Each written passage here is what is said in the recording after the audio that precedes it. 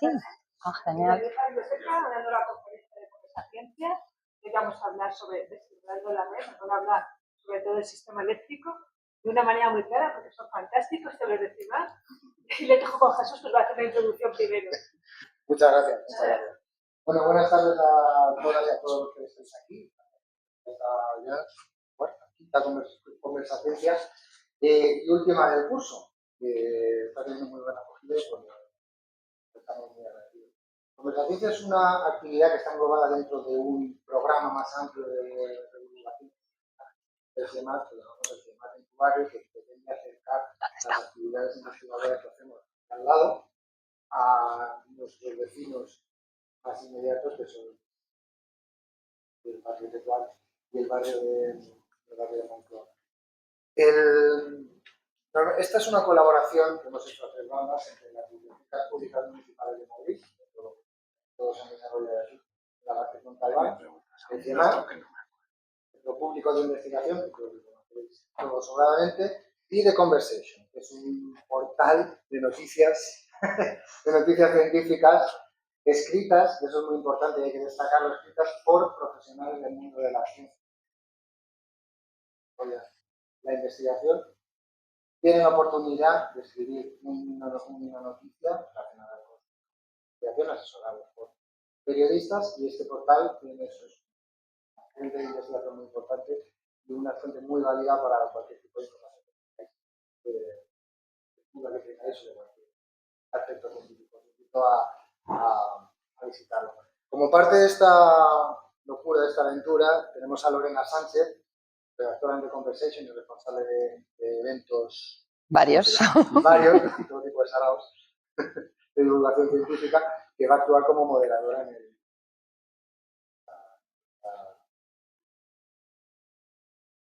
Normalmente lo que solemos hacer es, basándonos en un script, en un artículo escrito por alguno de los investigadores e investigadoras del CIEMAT, desarrollar este diálogo en torno a ese. Hoy nos hemos saltado esa norma, que para eso son nuestras propias normas, y nos la saltamos si queremos, y vamos a hablar sobre un artículo futuro. comprometido, se ha comprometido a escribir un artículo, pero el tema es de suficiente actualidad y pensamos que es importante hablarlo dentro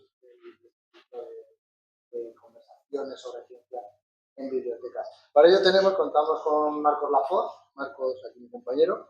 Marcos es doctor en Ingeniería Industrial por la Universidad Politécnica de Madrid.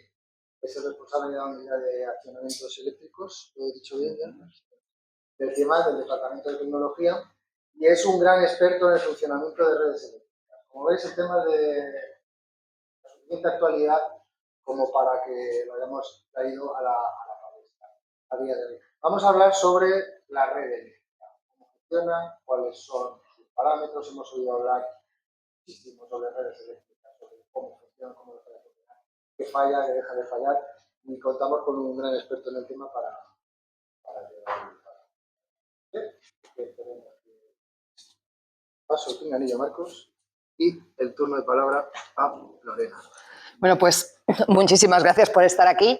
Hemos tenido ya, como os ha comentado Jesús, varios Conversaciencia. Hemos hablado de estrellas, hemos hablado de cómo se maneja la información para conseguir el voto, hemos hablado de distintas cosas, pero esta conversación me apetecía especialmente.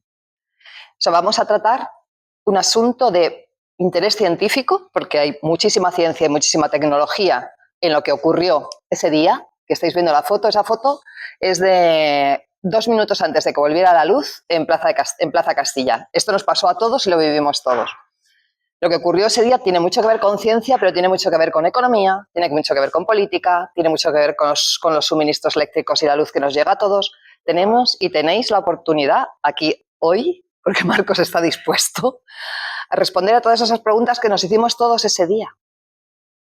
Es un lujazo. Aprovechémoslo. Así que muchas gracias, Marco.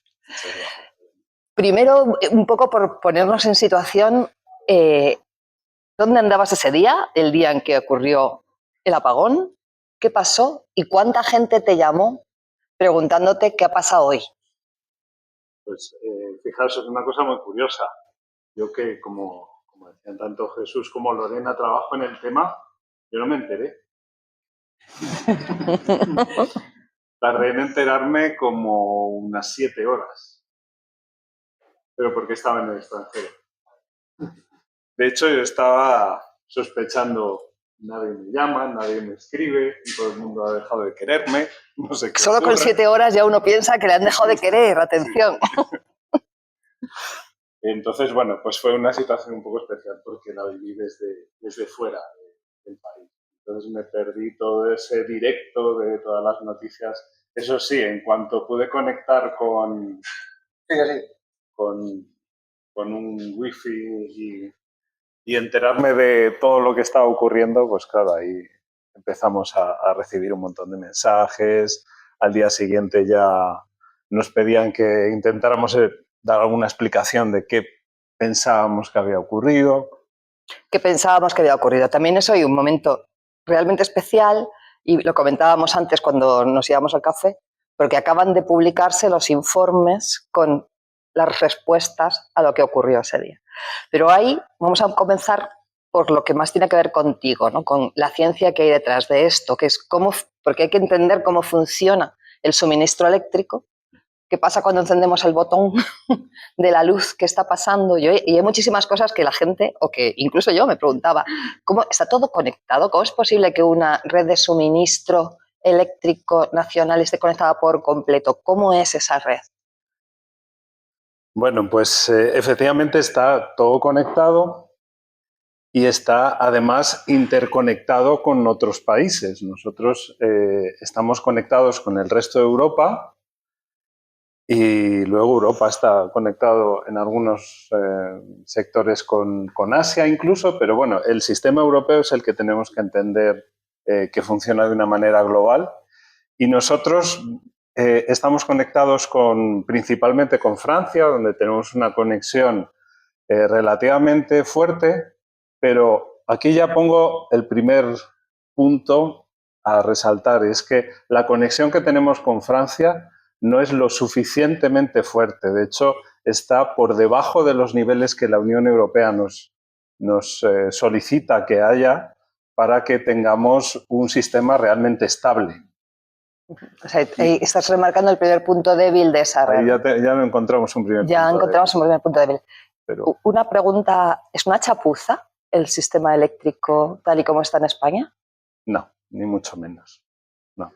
De hecho, a ver, siempre tendemos a pensar que cuando hay algo que ocurre malo, pues es porque todo está fatal. Ya tenemos suficientes cosas mal en nuestro país como para que encima tengamos que pensar que también aspectos tecnológicos pues son como de última línea, y ni mucho menos. Lo que ocurre es que la situación que tiene nuestro país, debido a varios aspectos, es muy particular. La primera es que estamos en un extremo. Luego vamos a volver un poco a qué es lo que ocurre cuando ocurre algún acontecimiento, qué le pasa al que está en el extremo de Europa. O sea, en los dos extremos de Europa está España y luego está Turquía en el otro lado. Entonces, eso desde el punto de vista de los efectos que tienen las variables en el sistema eléctrico tiene su sentido. El segundo, ya lo estaba diciendo, las interconexiones, bueno, son un poco débiles y eso nos pone, bueno, en una situación un poco de desventaja frente a otros países. La siguiente es que nuestro país es de los países que más ha apostado por las energías renovables. ¿Eso es una desventaja?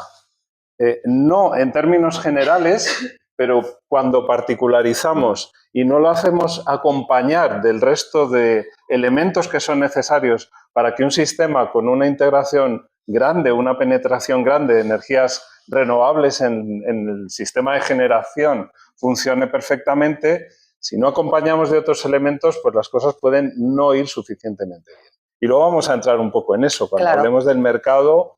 ¿Cómo se adapta esto a esa situación? Para empezar, tenemos una red conectada con distintos países europeos, sí. Una red que maneja es la red eléctrica española. Ahora es revisado.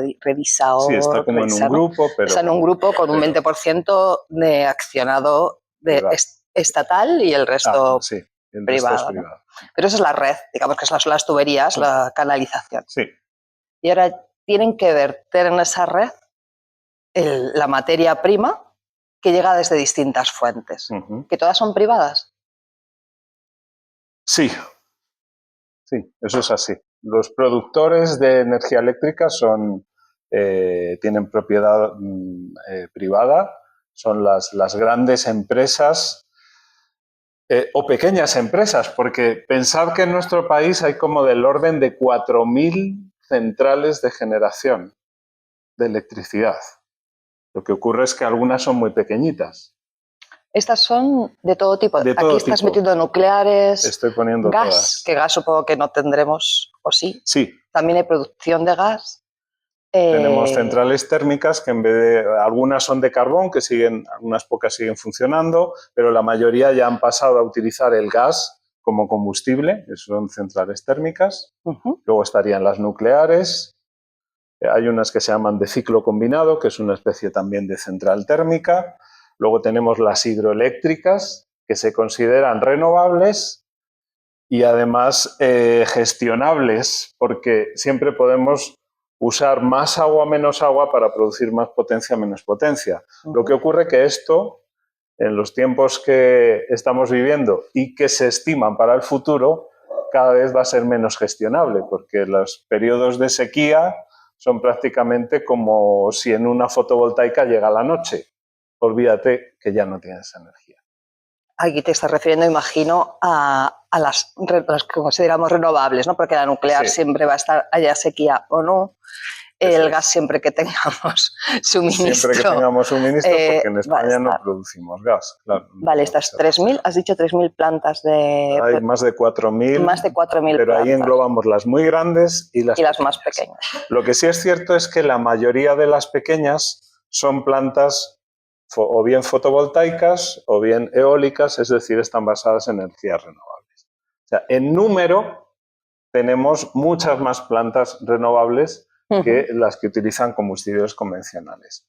Pero en términos de cantidad de energía instalada, a ver, si yo os digo que en España tenemos como, no me acuerdo exactamente del número, pero creo que son 190.000 megavatios de energía total instalada, de renovable hay como un 68%. 88.000 megavatios es la energía instalada en energías renovables, más de la mitad. ¿Estas 4.000 plantas están produciendo energía constantemente? No, no. Esto depende de, bueno, pues algo que es interesante, que es el cómo funciona el mercado eléctrico. A lo mejor podemos Por supuesto. entrar ahí. Fijaos, el mercado eléctrico funciona de la siguiente manera. Hay una serie de generadores, de productores de energía eléctrica, del tipo que sea, que tal día como hoy, por ejemplo, envían la cantidad de energía que tienen disponible para generar y el precio al que proponen venderla. Eso pasa todos los días. Por la mañana, como la bolsa. Sí, es como la bolsa, ¿no? Entonces, esta información, que es la de los generadores, junto con otra información de los grandes consumidores, porque aparte de nosotros somos pequeños consumidores, pero hay grandes consumidores industriales que ellos tienen la capacidad de, porque tienen un consumo eléctrico de muchísima potencia, entonces pueden enviar a este organismo del que voy a hablar ahora, que es el OMIE, que es el operador del mercado ibérico de energía, eso es lo que significan esas siglas, es un organismo que lo que va a hacer es equilibrar la cantidad de energía generada con la consumida que se espera para el día siguiente, que está basada en una información que dan los principales consumidores, como decía, pero sobre todo está basada en una estimación que se hace basada en previsiones históricas, que yo no sé si a lo mejor podemos pasar la... A ver si puedo ir a una... Porque teníamos ahí una curvita. Ah, pudimos. Aquí tienes... ¿Es esta la que...? No, esta es la red, ¿no? Esta es la red. Esta mostraba un poco cómo es la red de suministro de energía en España. Son todas las líneas, sobre todo de alta tensión. Y podemos pasar a la siguiente, a lo mejor. ¿Esa tampoco? No, esta. Esta es la que quería. Fijaos, en esta curvita, esto es un día normal. Además, esto es una información que yo os invito, si tenéis curiosidad, a que busquéis en la página de Red Eléctrica, porque está cada día en tiempo real, tenéis pues cuál es la energía que se está generando, la energía que se está consumiendo, y una de esas curvas es la previsión de energía que al principio del día ya está dibujada y que luego se ve cómo se va prácticamente cumpliendo, porque las previsiones son realmente bastante buenas. Fiables. Eso quiere decir que este organismo OMIE lo que hace es ajustar para el día siguiente y cada 15 minutos cuáles son los paquetes de energía que tienen que estar produciendo una serie de agentes productores en función del consumo que se espera. Y entonces, aquí viene una cuestión que es interesante. ¿Cómo se decide quién tiene que producir en cada momento? Pues muy fácil. Se ordenan los precios del más barato al más caro y se va sumando la potencia. Eso es como la lonja. Aquí llegan todos los 4.000 productores, dicen yo voy a venderte a este precio, pues tú entras en el suministro del día o tú no entras. ¿Los precios varían mucho? ¿De un día a otro? Son muy... Dentro de cada tipo de energía no mucho, pero el truco está en lo siguiente. Lo que ocurre es que la cantidad de energía que oferta cada productor o cada tipo de productor sí que cambia en el día. Porque un día que no tenemos mucho sol, por ejemplo, la fotovoltaica no puede ofertar mucho. Y si no va a haber viento, la eólica no puede ofertar mucho. Y si ocurre algún acontecimiento internacional que hace que el gas se encarezca en el doble, pues la gente de gas pues sube los precios. Y entonces ese valor va cambiando. De manera que al final lo que hacemos es, pues cuando ya conseguimos casar la cantidad de energía, por ejemplo, no sé, a las 12 del mediodía, con la cantidad de generador, decimos, bueno, pues ahora el precio al que me vende la energía, el último de esa lista, donde ya he cerrado la cantidad que necesito, ese es el precio al que voy a pagar al resto. Se parece una apuesta. Sí. Interesa ofertar un precio bajo para entrar en el suministro, sí, pero confiando en que el último que entre va a multiplicar sí. el precio al que voy a vender. Exacto. Este es nuestro mercado. Ese es nuestro mercado. ¿Y solo el nuestro? ¿En España? No, lo hay en otros sitios. Vale. Es algo habitual, no es algo que nos hayamos inventado nosotros. Y esto es lo que hace que varíe el precio de la luz para el consumidor sí. en función de cómo se ha establecido la tarifa cada día. Claro, entonces hay días que los generadores reciben una remuneración por el coste de la energía muy bajo, porque a lo mejor ha entrado todos renovables que van a coste bajísimo, y otros días que a lo mejor el último que entra son los ciclos de gas, las centrales de gas, y estas tienen el precio más alto. Entonces, pues todos acabamos pagando a ese precio más alto. Vamos al 28 de abril.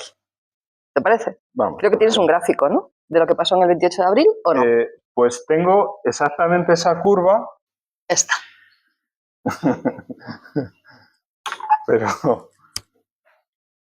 pero puesta... Pero la dibujó un loco. O sea, ese día...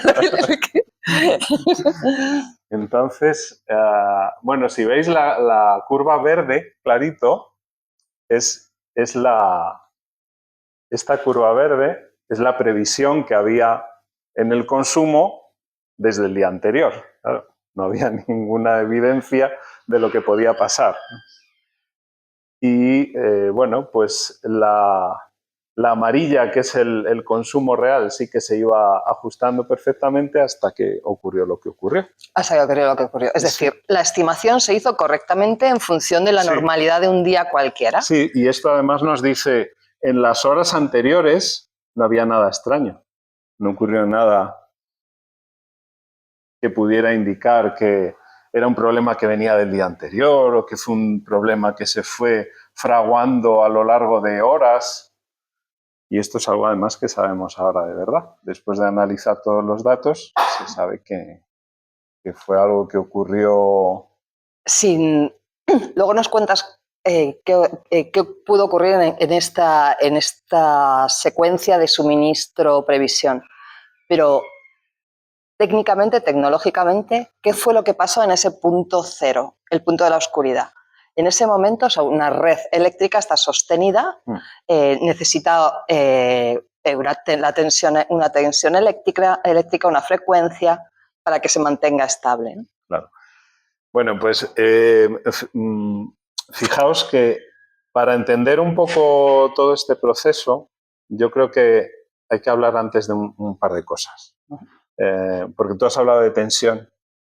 La tensión que teníamos, el momento en que se fue la luz y decíamos todos. Es un momento de tensión, pero no nos referíamos a esa.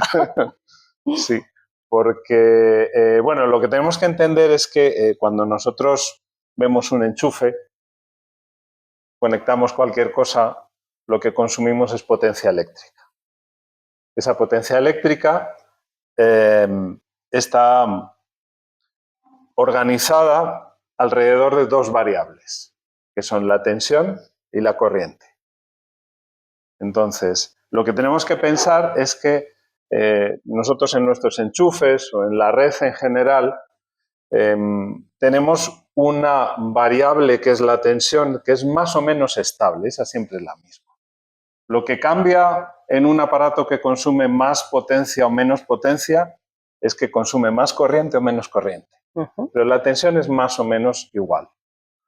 O sea, cargar un móvil, nosotros nos enchufamos a un enchufe que tiene 230 voltios, pero la corriente es muy pequeñita.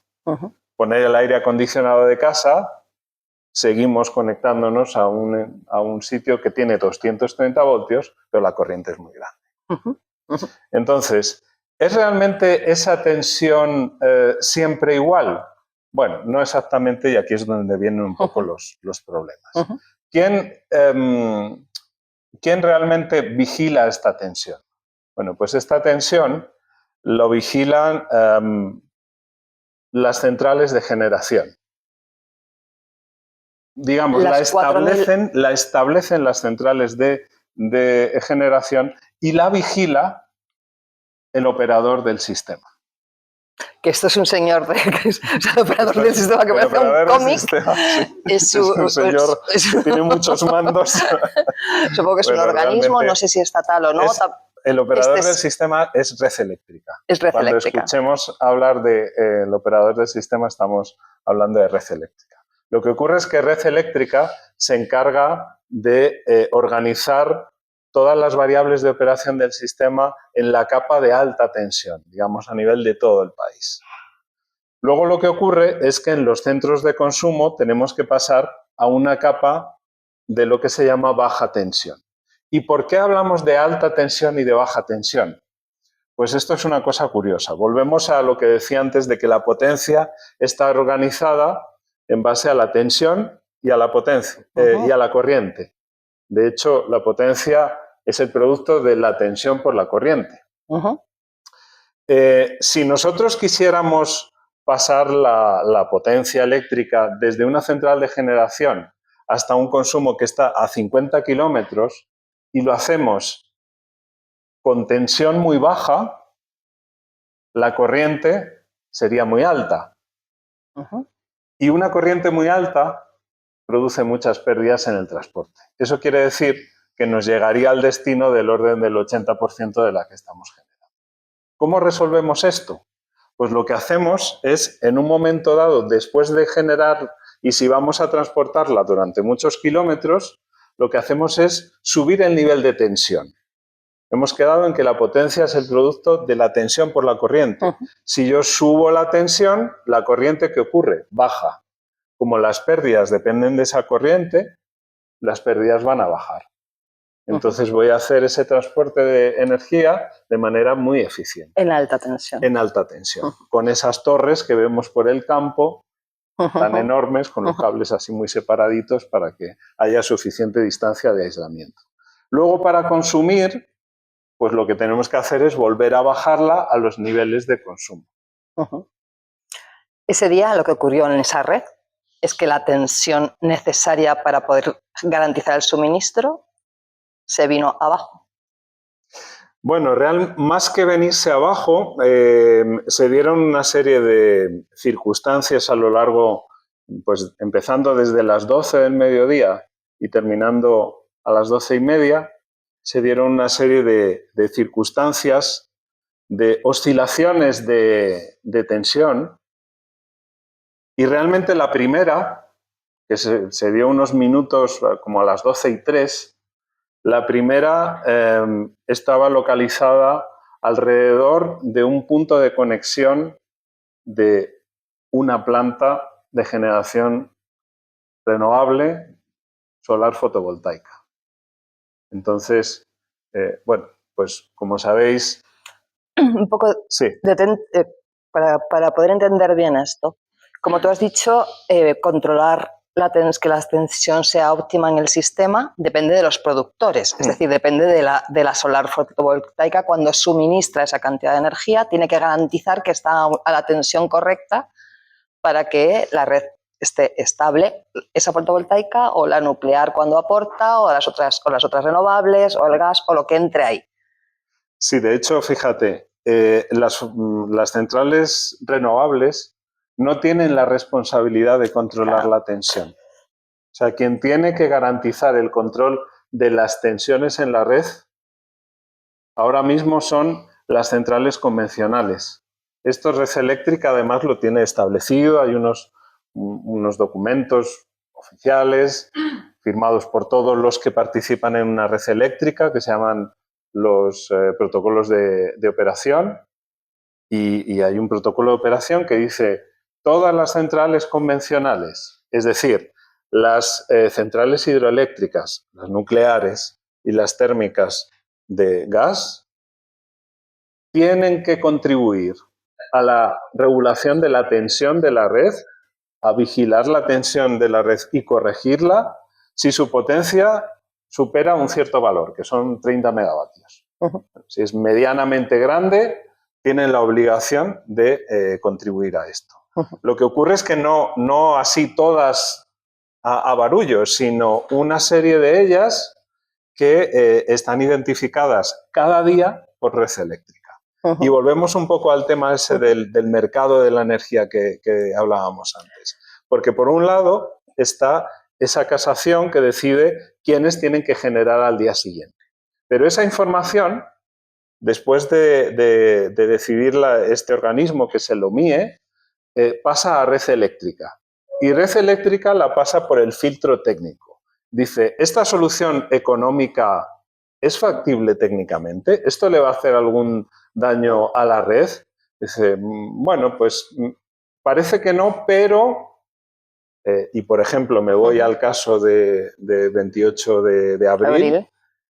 Red Eléctrica decide que vamos a disponer de 10 centrales térmicas y las vamos a avisar para que al día siguiente estén disponibles para hacer regulación de tensión. Pues supongo que son procesos automatizados, que son inmediatos. ¿Ocurre todos los días? Ocurre todos los días. Bien. Y nunca pasa nada. Segundo punto, localizado, y supongo que cuando hablas de esta central en Bilbao es porque aparecen en Badajoz, perdón, en Badajoz, es porque aparecen los informes. Sí, claro. Está claramente localizado el punto ciego o ese punto crítico que ocurrió a las 12:03 del Pero esto es un primer evento que no tiene por qué ser el causante de todo lo demás. Es un primer evento que produce una serie de oscilaciones en la tensión que son importantes y además son, en cierto modo, un poco anómalas en relación a lo que suele ocurrir en la red eléctrica, en cuanto a con qué frecuencia o cadencia se producen a lo largo del tiempo. Pero no pasa nada. Red Eléctrica tiene unos protocolos para actuar ante esto y bueno, pues ellos lo que hacen es modificar un poco la estructura de la red eléctrica abriendo y cerrando circuitos para amortiguar la oscilación. La razón por la que en esos días se responsabilizaba a las energías renovables del apagón tiene que ver con que no tienen la responsabilidad de garantizar esa tensión en la red eléctrica. Eso es. Esa es la razón por la que se responsabilizaba a las... Sí, se culpaba o siempre se ha hecho la primera piedra contra las renovables porque realmente, bueno, digamos que es un tipo de energía que ahora mismo tiene una serie de privilegios porque tienen la capacidad de simplemente preocuparse de inyectar potencia en la red. Porque como es energía verde, pues que pongan toda la energía que puedan. Sin embargo, no tienen que cumplir con ninguna de las misiones de regulación que por ejemplo, una hidroeléctrica o una ciclo combinado tiene que cumplir. Pregunta, ¿sería posible a un corto plazo que todo el suministro eléctrico en España, en la península ibérica, fuera solo de renovables? Totalmente. De hecho, es que ha ocurrido muchas veces. Pero es que incluso hemos superado el 100%. Ya tenemos datos, yo ahora mismo recuerdo así de los últimos momentos, así que supuso un cierto récord. 2024, abril, teníamos una generación de un 114% de renovable, como un 114%. Eso quiere decir que cubrimos el 100% de lo que consumía el país y teníamos un 14% que enviamos a otros países. Nosotros enviamos, con Francia normalmente solemos importar energía, pero a veces también exportamos, y luego tenemos una conexión con Portugal y también con Marruecos. A Portugal y a Marruecos normalmente le damos energía y de Francia normalmente recibimos. ¿Y podría garantizarse que no hubiera, si toda la alimentación de energía que tuviéramos fuera de renovables, y ahora mismo tenemos este otro punto débil claramente destacado, que no tienen que controlar la tensión de la red? Claro. ¿Es exigible esto? ¿Es posible? ¿Se puede hacer? ¿Qué supone? Exacto. Es decir, ¿sería segura una red eléctrica solo sostenida por renovables? Sí es segura. De hecho, este caso que estaba comentando el año pasado, ahí no pasó nada. Y estábamos muy por encima del nivel de generación de renovable que tuvimos el 28 de abril. Porque el resto de mecanismos que complementan esa generación de renovables funcionó correctamente, como lleva funcionando muchísimos días de muchísimos años. Estas bajadas de tensión de la red, esas oscilaciones que dices, porque hablamos de un punto ciego, un punto crítico claro, con esta planta de Badajoz, pero luego hablas de oscilaciones, ¿no?, en la tensión. Sí. ¿Esas oscilaciones se producen de forma cotidiana, pero se regulan, se pueden controlar normalmente? Sí, hay oscilaciones. Además, hay un tipo de oscilaciones que es muy común y que además está asociado al hecho de que nosotros estamos en el extremo del continente. Esto, imaginaos que yo cojo una cuerda y hago así. Produzco una oscilación. ¿Qué ocurre al extremo de la cuerda? Que la oscilación se ha hecho más grande, ¿verdad? Pues lo mismo ocurre en términos eléctricos con España. Como estamos al final, cualquier oscilación que se produce en cualquier sitio del continente, nosotros la vemos multiplicada por mucho, ¿no? E incluso una oscilación que pudiéramos haber provocado nosotros, va y vuelve. Y cuando vuelve... Su tsunami. Claro, se multiplica por ese efecto de estar en el extremo de la red eléctrica. Bien, pero el operador está regulando estas oscilaciones permanentemente. Exacto. Sí. Pero ese día no fue capaz. Bueno, a ver, hubo una primera oscilación la compensó sin problemas. Una segunda oscilación. ¿Antes de las 12 o después de las 12? Bueno, esto se compensa. Más o menos. Sí, después de las 12. Después Todo de las esto 12. siempre es después de las 12. Vale. A las 12:03 se produce la primera de las oscilaciones, se compensa, unos minutos más tarde se produce otra, se compensa. Lo único es que estas compensaciones no son gratuitas. A ver, ¿cómo se produce la compensación de estas oscilaciones? ¿Cómo conseguimos amortiguarlas? Bueno, pues se consigue amortiguar cerrando y abriendo circuitos que hay en la línea y reduciendo la cantidad de potencia que se envía por las interconexiones. Entonces, digamos que de alguna forma lo que hacemos es bajar el nivel de consumo eléctrico que hay en las líneas de transporte de todo el país. Pero esto tiene una bajar el nivel de suministro, entiendo. Sí, lo que dices de circulación. Pongo menos energía, pongo menos en estos satélites que tengo aquí. Sí. Vale. De alguna forma, imaginaos que hay un sistema físico que está vibrando, que se pone a vibrar.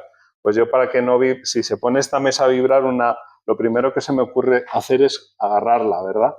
Bueno, al agarrarla, lo que estoy haciendo es unirla a mi cuerpo, con lo que el comportamiento físico de la mesa ya ha cambiado. Entonces deja de vibrar, porque la fuente de excitación que produce esa vibración se encuentra con un sistema diferente y entonces ya no consigue hacerlo entrar en esa resonancia.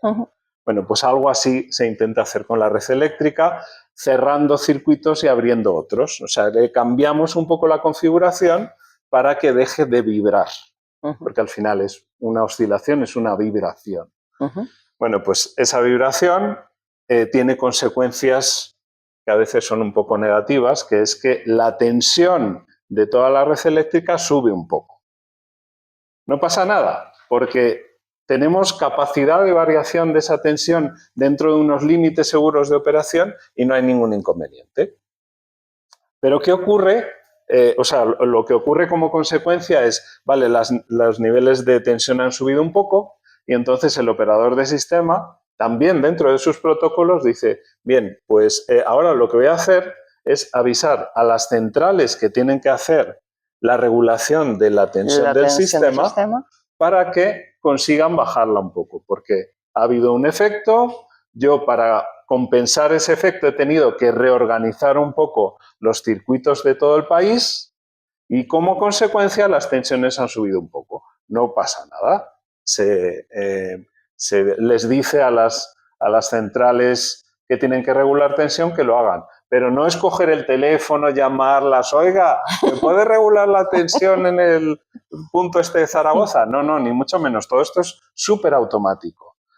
Quienes el día anterior han recibido la noticia de que al día siguiente tienen el encargo de regular tensión, en los equipos que conectan con la red tienen algo tan sencillo como una característica que les dice, mire, si usted la tensión la tiene en 100, tiene que... Un margen de reducir. Claro, tiene que aportar o consumir algo que, y aquí vamos a meter un concepto nuevo del que también se habla mucho, absorber o entregar potencia reactiva. Sí. Y este es un concepto del que se habla... Esto está en los informes de ahora, la potencia reactiva es la que acusa a todo el mundo de algo. Entonces, cuéntanos qué es. Vamos a ver qué es esto de la potencia reactiva. Vamos a ver, esto es un poco ya más complejo, pero vamos a intentar explicarlo. Cuando nosotros tenemos una central de generación, por ejemplo, pues no sé, eólica, por ejemplo, o solar, vamos a poner varios ejemplos, una eólica, una solar y una hidroeléctrica. Una hidroeléctrica, sabéis que nosotros dejamos caer agua, el agua mueve una turbina, esa turbina un generador y de ahí consigo sacar potencia eléctrica. Bueno, la cantidad de potencia mecánica que me da el agua, yo la convierto en potencia eléctrica que se llama activa. Esa es una potencia útil. Es una potencia que nosotros vamos a utilizar pues, para el frigorífico, para el aire acondicionado, para cargar el móvil. Van a ser vatios, kilovatios, megavatios, depende del nivel que estemos hablando.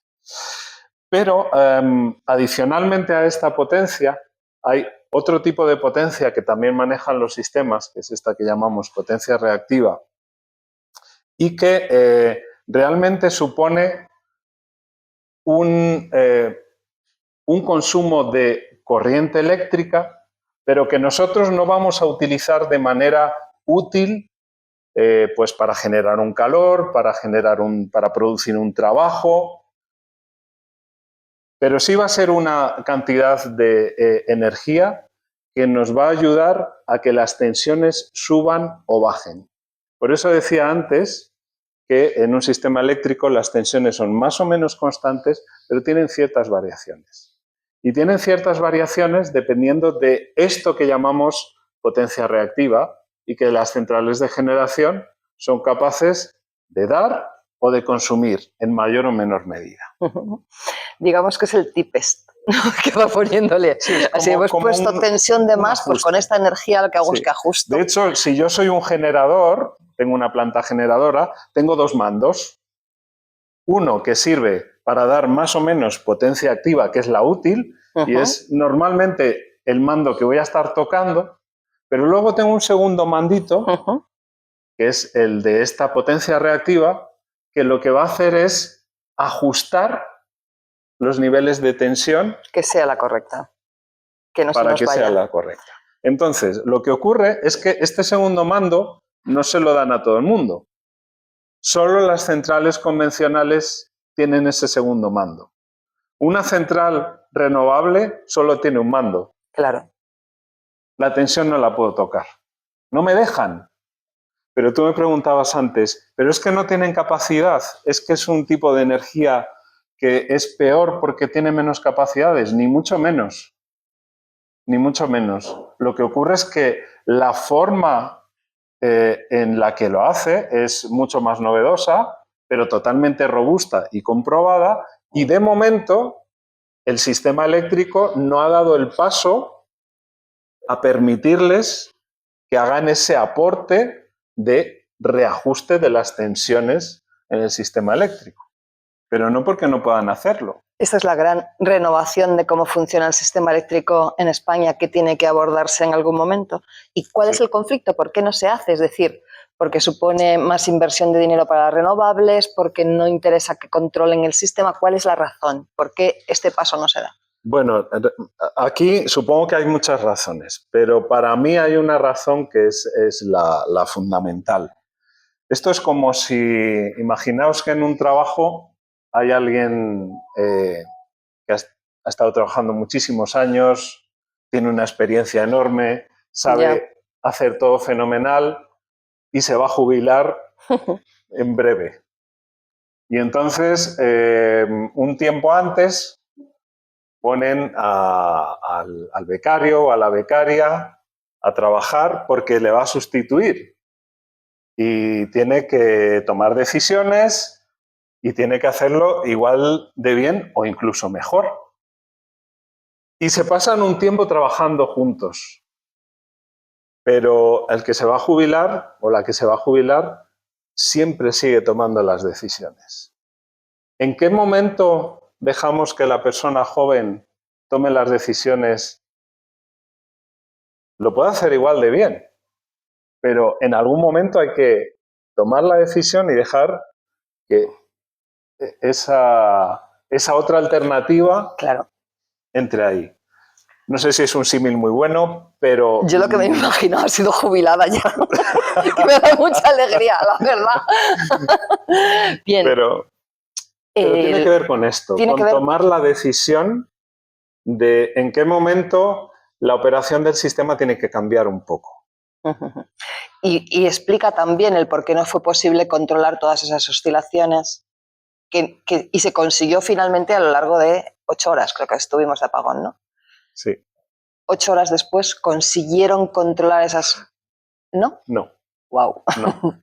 No. Realmente lo que ocurrió fue unas oscilaciones se consiguen controlar, siguientes oscilaciones se consiguen controlar, pero el nivel de tensión sube y entonces Red Eléctrica dice, señores que tienen que regular la tensión, regulen tensión, pero por alguna razón, que eso sí que ahora mismo está un poco en tela de juicio, los responsables, las empresas de generación convencional responsables de hacer esa generación, esa regulación de la tensión, no lo hicieron de manera adecuada.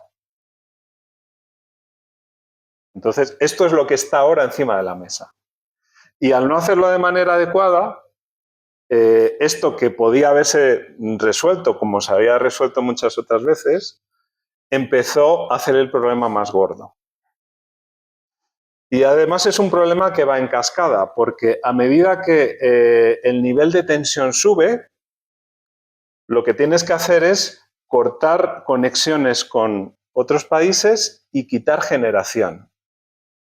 Y a medida que quitas generación, la circulación de potencia eléctrica por la red va bajando y la tensión sube más aún. Y entonces aquello empieza a realimentarse positivamente hasta que llega un momento en que las tensiones ya se van de los límites permitidos. Y cuando las tensiones se van de los límites, lo que ocurre es que las centrales de generación empiezan a activar sus protecciones, porque dicen, uy, aquí la tensión de la red está fuera de lo que mis equipos van a soportar, con lo que yo me quito. Que eso pasó. Eso pasó. O sea, por eso muchos de los proveedores se quitaron de la red. O sea, decidieron, me quito de aquí antes de que esto... Lo que ocurre es que aquí ya empiezan los matices. Algunos, o sea, hay que decidir si se quitaron porque sus equipos y sus protecciones así lo dijeron o porque los equipos lo hicieron de manera indebida e incumplieron la normativa establecida en el sistema eléctrico para ello. Cosa que, claro, genera un problema grave. Entre las primeras cosas que se hicieron fue desconectarnos de la red europea. Es decir, el apagón podría haber sido... ¿Podríamos haber generado un apagón en Europa? ¿Desde Badajoz? Sí, dejas evolucionar el problema y no se toman medidas. Lo que ocurre es que eso, de nuevo, los sistemas eléctricos están preparados para que no ocurra esto. Entonces, cuando hay una zona que tiene un problema, o sea, primero, cuando empezaron a caerse, a desconectarse centrales de generación, lo primero más grave que ocurrió fue que algunas zonas de consumo se quitaron. O sea, el país está separado en 6 secciones de consumo. Entonces, cuando la cosa ya es muy grave, pues dices, pues apago un sector.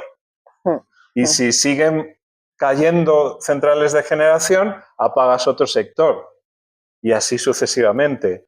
Y entonces, cuando ya llega un momento en el que ves que aquello no hay forma de resolverlo, cortas la interconexión con el resto de países, bueno, con Francia, porque y a partir de Francia todo lo demás, pues, claro. Portugal se cayó con nosotros, obviamente, porque está conectado a través de nosotros.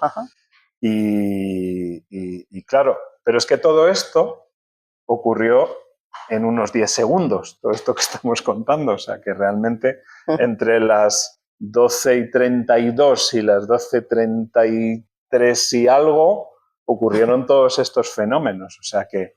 Es fácil imaginarse al operador. No es nada de tomar decisiones, no, es que ocurre y ya está, y colapso total del sistema.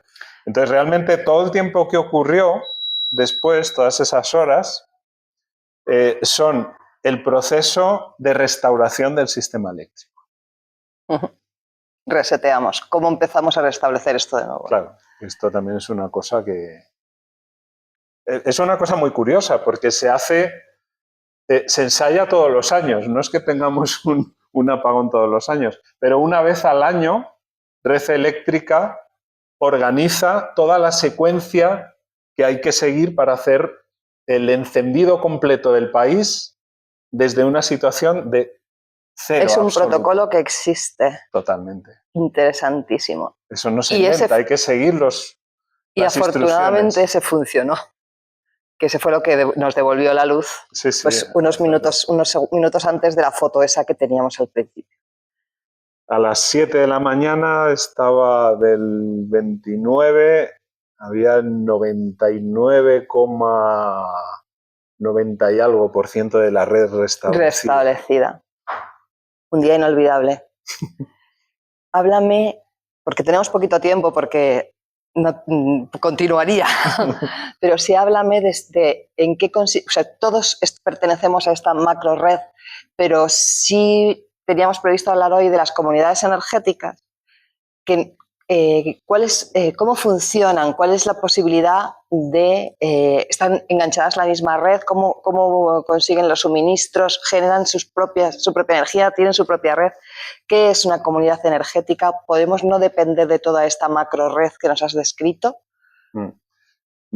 Pues mira, si te parece, Lorena, para enlazarlo bien, sí te diré que a raíz de esto, y bueno, realmente hay una serie de acciones o de actuaciones que ya se vienen estudiando desde hace muchos años y que se están proponiendo, lo que pasa es que tardan su tiempo, sobre todo por la complejidad de la red.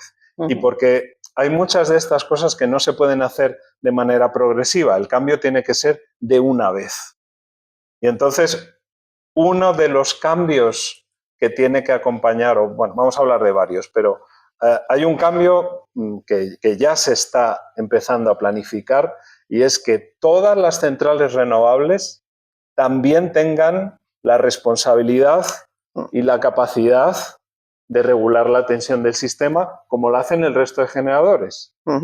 Pero es que eso lleva acompañado, pero oiga, yo para hacer esto tendré que disponer de equipos diferentes, nuevos, más caros. Sí, tiene que ponerlos. Pero entonces usted me pagará este servicio, por supuesto.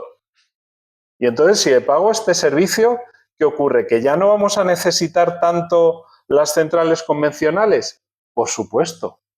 Y ahí está el cambio. Ahora lo que ocurre es que estamos pagando el doble, porque estamos pagando todas las renovables y estamos pagando centrales convencionales que también hacen esto. Entonces, si a este aspecto le unimos cosas como el almacenamiento de energía, que es algo que también está entrando en la red y que nos va a ayudar a que se gestione mejor. Esto lo que va a hacer es cambiar totalmente el mercado. O sea, esas regla del mercado en la que vamos a la lonja y al final todos cobran lo que cobra el último, no, eso no va a ser así. Eso seguro que no va a ser así en breve, va a cambiar. Y eso es uno de los grandes cambios que ya se están planificando. Entonces, realmente dentro de todos esos cambios, uno dice, vale, esto parecen cambios macro, ¿no? Pero ¿y nosotros podemos hacer algo? O sea, nosotros como ciudadanos aquí, ¿qué pintamos? Porque, bueno, pues yo creo, lo más importante, lo primero que podemos hacer es aprender a entender qué está pasando. Yo espero que con una de las misiones que interesantísimo, no sé luego qué nos dirá la gente, pero sí. Interesantísimo. Además es que he visto la red eléctrica, el operador, el punto cero, en todo, lo he visto. Claro. Entonces, muy interesante. Eso es lo primero. Lo segundo es también adecuarnos a ese nuevo mercado. Y tercero, bueno, hay algo que cada vez está teniendo un poco más de importancia y es que nosotros también podemos ayudar desde el punto de vista de nuestra gestión energética a que la red sea más estable. Y uno de los mecanismos para hacer esto tiene que ver con el autoconsumo. Es decir, ponernos nuestro propio sistema de generación de energía. Pero claro, pensar en que cada uno de nosotros o cada familia tenga un sistema de generación no es viable. Obviamente hay que asociarse. Entonces, bueno, pues todos habéis escuchado también que en las comunidades de vecinos muchas veces nos vienen a ofrecer estos sistemas de generación, son placas fotovoltaicas que vamos a poner en la cubierta o se van a poner en un sitio u otro. está bien. Pero hay un paso más, que es este concepto que se llama comunidad energética y que deriva de este autoconsumo o el consumo que pudiera haber en un solo edificio, pero empezamos a multiplicarlo y empezamos a ampliarlo y empezamos a asociarlo con un punto de generación que está en lugares públicos, del cual se benefician un grupo de personas privadas. Tenemos distintos grupos dentro de, por ejemplo, un barrio y además es que esto es una realidad porque justamente aquí está Mariana, que es una de las responsables del proyecto. Estamos empezando a montar una comunidad energética aquí en el barrio de Tetuán y creo que es una idea muy bonita. Luego, si alguno de los que estáis por aquí que no conocéis el proyecto queréis información, pues... Que tiene un bonito nombre, además. Se llama Dehesa del Sol. Sí. Y es una comunidad energética que se promueve desde aquí, desde Tetuán. Sí. Y tiene, bueno, pues desde el CIEMAT estamos un poco apoyando el proyecto también y estamos asesorando desde el punto de vista técnico y bueno, pues esperemos que sea una iniciativa que llegue hasta el final. Preguntas. Es una oportunidad. Cualquier duda, cualquier comentario. Aquí el señor creo que había... voy a repetir la pregunta para que pueda grabarse. O la repites tú o la repito yo. Yo te hablo de la comunidad que tenemos en Casa Baja, que tiene el Estado. Yo te hablo de la experiencia. De hace 2 años. Hace 2 años, en la comunidad energética, había un prototipo que estaba en Navarra. Probamos precisamente allí. Muchas monedas energéticas. Y una comunidad energética. Bueno, la red eléctrica, ella por un permiso, decían que, bueno, la potencia, pero la canalización desde el transformador hasta la comunidad energética lo tenemos que pagar nosotros. Con la de ellos, y en un presupuesto, valía más que lo que íbamos a sacar de la comunidad energética. Yo te lo digo en una ida y una vuelta que hemos estado haciendo. Hemos ido a... Había muchos bloques en esta zona. Sí. Toda esa zona que se va a hacer de ahí. Había gente que lo había hecho independiente de su tejado.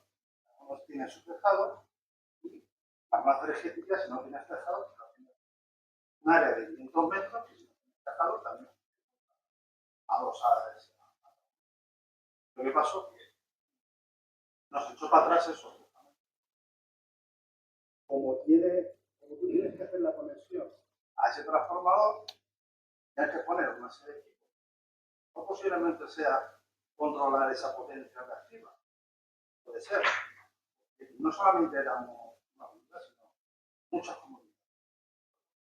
Y era por eso, digo, para que os informéis ahora de este el experto que nos pasó eso. Y era por eso. Comentaba porque yo decía, bueno, pues podemos hacer eso, algo particular, yo hice unas placas modernas que hay, que la puedes tú colgar en tu balcón, claro. las puedes meter en tu... Sí, en un enchufe directamente, claro. O vale. Sí, bueno... Porque al final lo que te vas a ahorrar con la inversión inicial es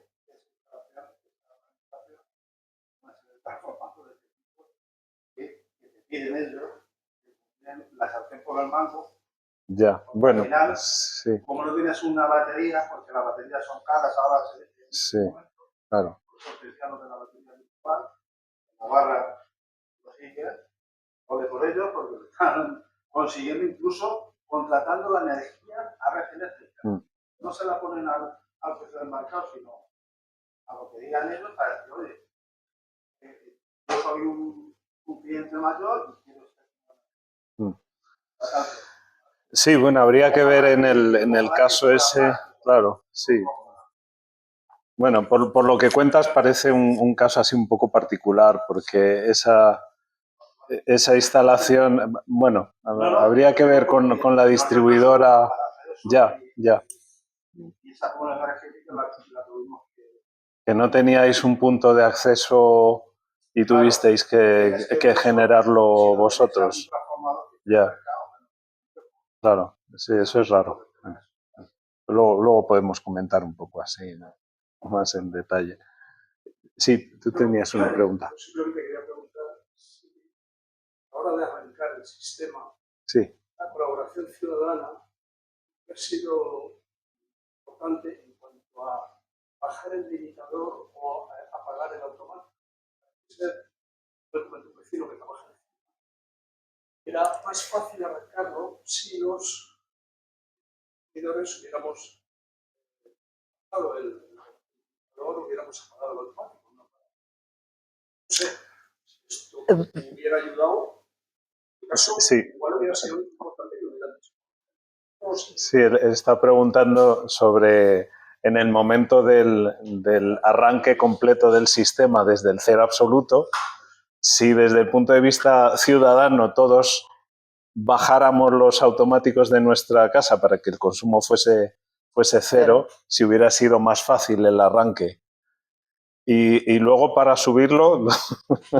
Madre mía, luego, claro, luego subirlo todos a la vez. Hay que hacerlo progresivamente. Bueno, realmente el sistema no tiene problemas con eso. O sea, eso no es el problema, porque realmente está preparado para hacer una entrada de potencia grande. De hecho, es muy curioso porque la forma de arrancar el sistema es a partir de las centrales hidroeléctricas. Las centrales hidroeléctricas, además, curiosamente, siempre tienen alguna nuclear cerca.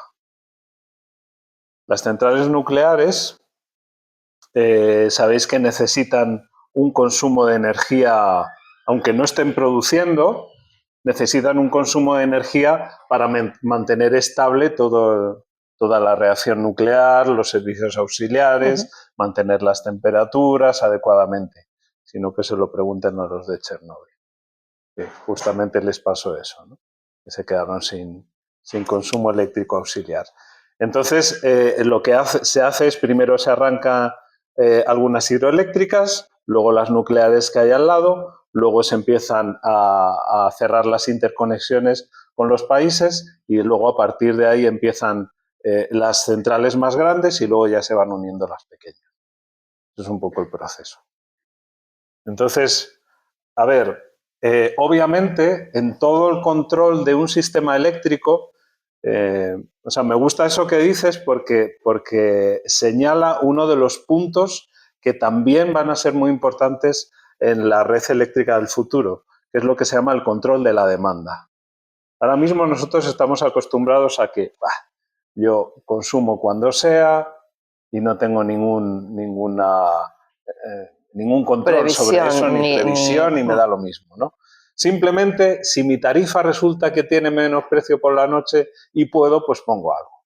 Pero esto en el futuro va a cambiar y mucho, sobre todo teniendo en cuenta que cada vez la comunicación entre los sistemas es más sencillo. Entonces, nosotros, o sea, ya existen en grandes consumidores, pero incluso en nuestra casa posiblemente podríamos tener 2 o 3 tipos de consumo. Uno, que nunca me puede faltar. Otro, que me puede faltar en periodos que yo decida y durante tanto espacio de tiempo. Y si me interrumpen ese consumo, entonces el precio de esa electricidad es más baja. Y otro, que me lo pueden interrumpir cuando les dé la gana. Por ejemplo, un termo de agua caliente. Pues oiga, si no se está renovando durante 5 minutos, pues me da igual, pues luego se vuelve a conectar y no hay ningún problema. O, por ejemplo, la recarga de un coche eléctrico, que tengo 7 horas cargando por la noche. Pues si me lo interrumpen 10 minutos o 15 minutos, pues a mí me da lo mismo. Si eso me hace que el precio de la energía me cueste la mitad, ¿dónde hay que firmar? Claro. Tendríamos Entonces, si 3 esos niveles 15 de- minutos yo los sincronizo para que a ti te cojo 15, luego 15 al vecino, luego 15 al vecino y luego 15 al vecino, el sistema no se entera, pero ha bajado, pues, digamos, un cuarto su consumo, ¿no?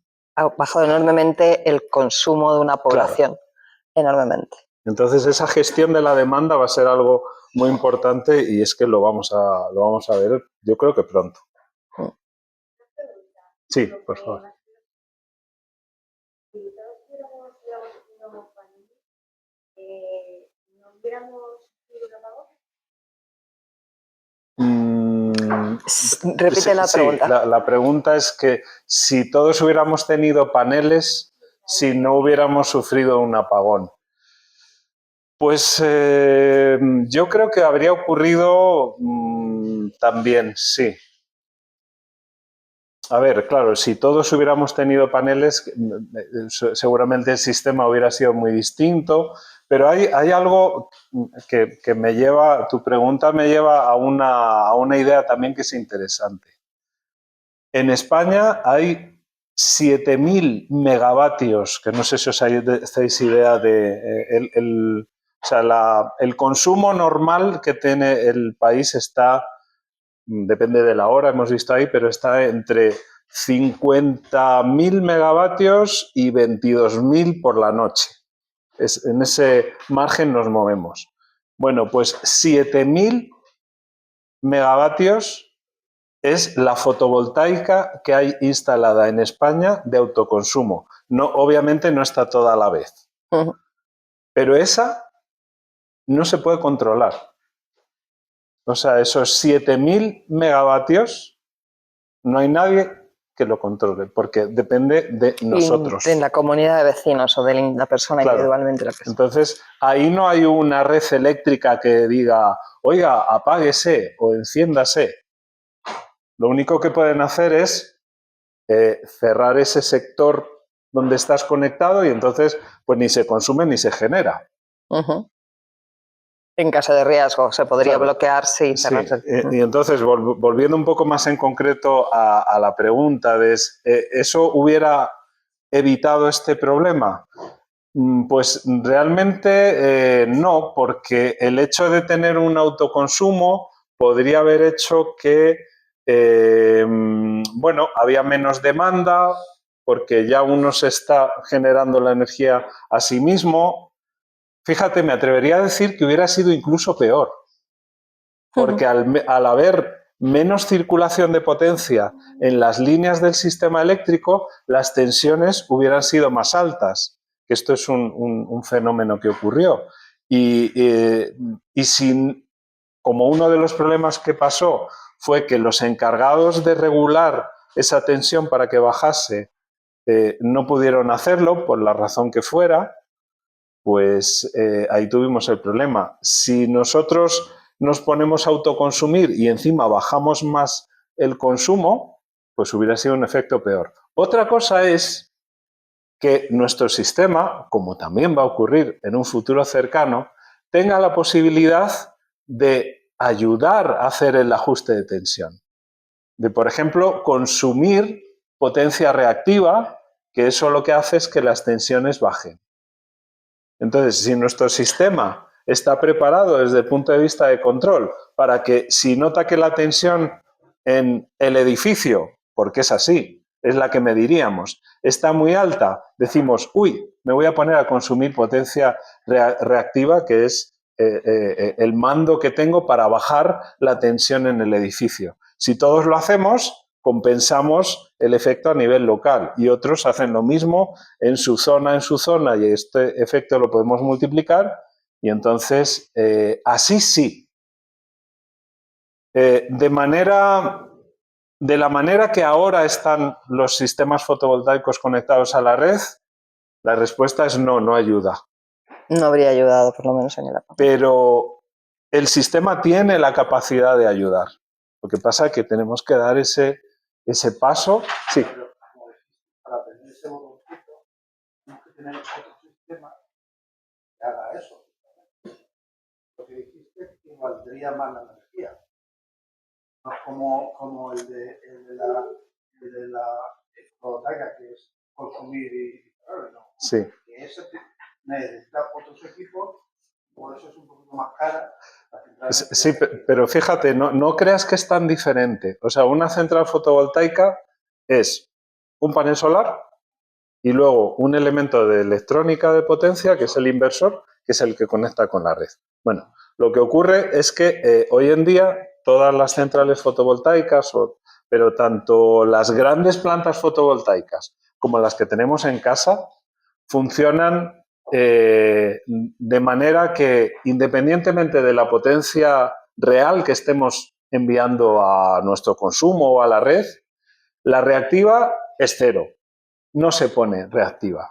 Pero el inversor podría ser capaz, de manera muy sencilla, de generar esa reactiva. No hace falta un equipo distinto, ni hacen falta baterías, porque la reactiva no depende de... no es una energía real que haya que sacarla de baterías. Es un poco más caro un inversor que haga esto. Y sobre todo hay una razón fundamental. La compañía eléctrica no te deja que juegues con la reactiva, porque el sistema no está pensado para que nosotros nos dediquemos a regular la tensión. Ahora mismo hay otros mecanismos. Claro, ellos... Sí. Digamos que lo hacen a nivel macro. Ya, no se preocupe que yo a nivel macro ya se lo estoy controlando.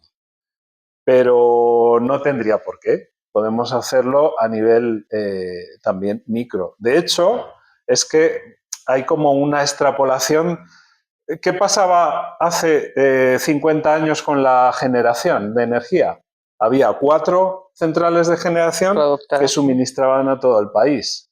Entonces, oiga, no se preocupe usted de generarse su propia energía. Yo ya desde la central nuclear de Almaraz, en Cáceres, ya se la voy a enviar, o desde Trillo. Porque estaba... Sí, pero me refiero a que estaba centralizado en unos pocos puntos. ¿Ahora qué ha pasado? Que ahora la generación está distribuida y no pasa nada porque, bueno, pues hacemos esto. Pues lo mismo podemos hacer con el control de tensión. Ahora mismo el control de tensión está más o menos centralizado en unos pocos agentes, pero estoy convencido que en un poco tiempo los sistemas pues van a permitir que muchos equipos pequeños contribuyan a ese control de tensión. Y eso pues garantiza la estabilidad del sistema mucho más. Una pequeña inversión, pero sobre todo hace falta una decisión de en qué momento hacemos el cambio. ¿En qué momento se hace el cambio? Porque claro, es un cambio muy global, ¿no? Seguramente el apagón marca ese momento, ¿no? Sí, marca el antes y el después. Claro. De hecho, yo una de las cosas que más me gustaron, bueno, sabéis que las comparecencias de los políticos siempre tienen estas cosas que uno se queda así como agridulce, pero yo el otro día cuando compareció la ministra y luego la gente de Red Eléctrica, que ayer también dieron una rueda de prensa y presentaron su informe. En los informes de las dos partes queda muy claramente cuáles son las actuaciones identificadas para que todo esto no vuelva a ocurrir. Y me gusta porque todo eso está ahí. Bueno, lo que pasa es que hay que implementarlas de manera real, ¿vale? Eso va a llevar un tiempo. Sí. Ha pasado esto, pero vamos a poner esto para que no pase. Eso está dicho. Ayer se fue la luz. Un minuto, no sabía nadie. Pero me deja el mujer y dice, oye, un minuto, llama a una hora y se fue. Va a haber muchos más microcortes para la gente. Porque, ¿qué dices tú? Y después de la jubilación. No, pero yo creo que no, realmente no va tanto por ahí la cosa. Eso es de las parejas, pero bueno, esto fue grande. O sea, pensad que esto fue una consecuencia de muchas casualidades que se dieron a la vez O sea, esto no es un problema que genera todo. O sea, fue un problema que se resolvió y luego dio una coincidencia con que, bueno, pues tuvimos un segundo problema de otra oscilación que venía de otro lado y luego hubo una serie de plantas que no, por lo que sea, no entraron a compensar esa oscilación y luego no se pudo rebajar las tensiones como se hubiese querido. Y al final empiezas a sumar consecuencias y entras en un proceso, pero vamos, esto no es fácil que ocurra, ni mucho menos. Y en un sistema más desarrollado y con más capacidad, como es el que se plantea hacer, los microcortes no tienen por qué darse. También pensar que en una red eléctrica, nosotros aquí hemos presentado la red eléctrica global, pero luego está las redes eléctricas de distribución a nivel barrio. O sea, de toda esa alta tensión que planteábamos en el país y luego vamos bajando a escalones más pequeños, pues por ejemplo aquí en el barrio hay lo que se llama un centro de transformación que da suministro a unas cuantas comunidades de vecinos, viviendas, calles, como lo queramos distribuir, ¿no? Entonces, si hay un problema de, no sé, calentamiento en un transformador por mala refrigeración, un problema con un relé que tiene un relé que es una protección eléctrica que detecta o sobretensiones o sobrecorrientes. Entonces, pues si detecta algún problema, pues lo que hace es proteger.